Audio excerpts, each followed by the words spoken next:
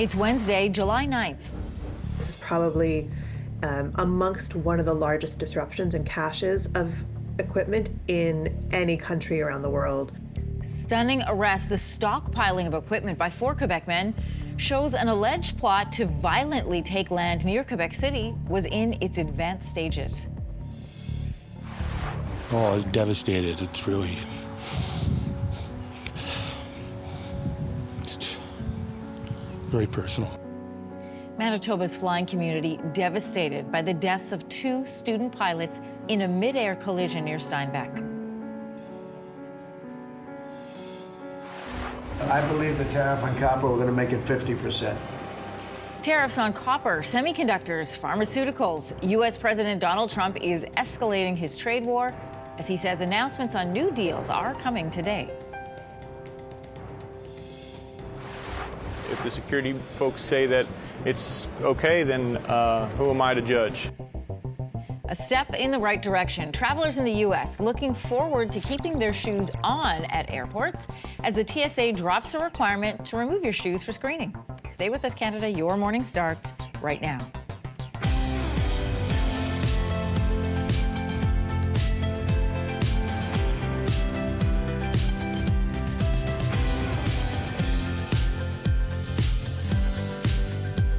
Good morning, Canada. Welcome to Your Morning. I'm Anne-Marie Mediwake. Good morning. I'm Lindsey Deluce. I'm Kelsey McEwen. Happy Wednesday.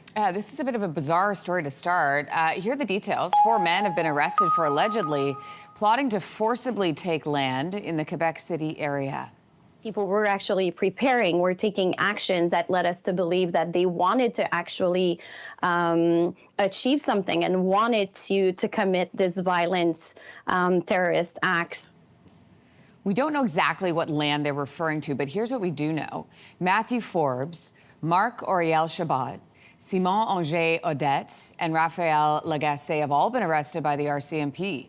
Forbes faces charges related to possession of firearms. The others face charges related to facilitating terrorist activity. Police say one of the accused created an Instagram account which was used for recruitment. This investigation that led to these arrests began in March 2023. The 4 men accused appeared in court Tuesday afternoon. 2 of these men are active members of the Canadian Armed Forces. They will remain in custody until their next court date on July 14th. I suspect it's not a lot different from the representation in the broader population, but it poses significant problems when it's in the military. Experts say extremism and anti-government groups often target soldiers because they're highly skilled. They're already trained. Recruiters try to exploit the fears and anxieties of both active members and former members. In 2022, an advisory panel delivered a scathing report to the Ministry of Defense, warning, quote, hate crimes, extremist behavior, and affiliations to white supremacy groups are growing at an alarming rate. In other news this morning, 2 student pilots were killed after a mid-air collision near Steinbach. Just kind of a small family here.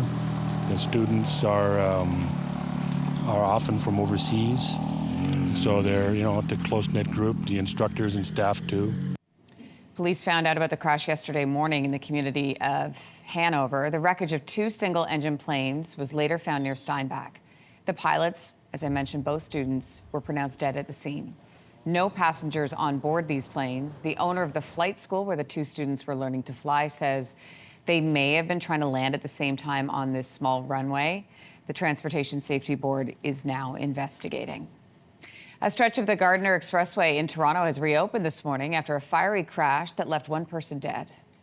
I heard a really loud thud, and I ran out to the balcony, and I saw a huge explosion. There was like 5-car pileup.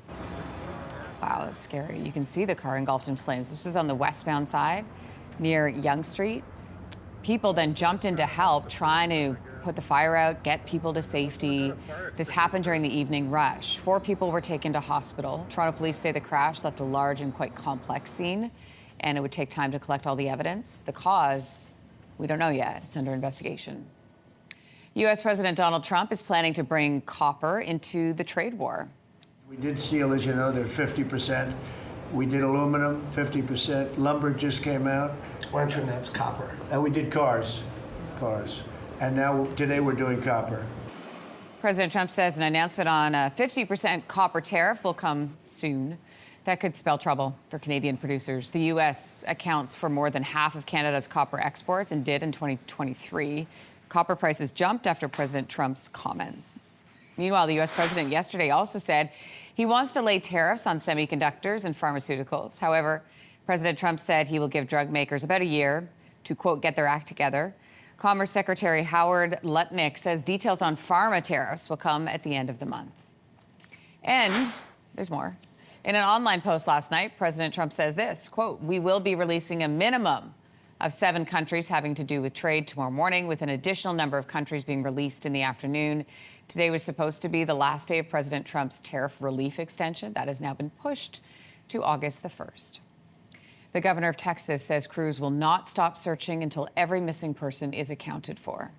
Texas is in this with the people in the Hill Country right here. We are not leaving until this job is finished. Officials say more than 110 people have died in the flooding. More than 160 people are still missing. The huge jump in the number of people missing, it came after a hotline was set up for families to call in. Most of the people killed or missing are in Kerr County. Crews are using boats, they're using helicopters, horses as well, as part of one of the largest search operations in Texas history.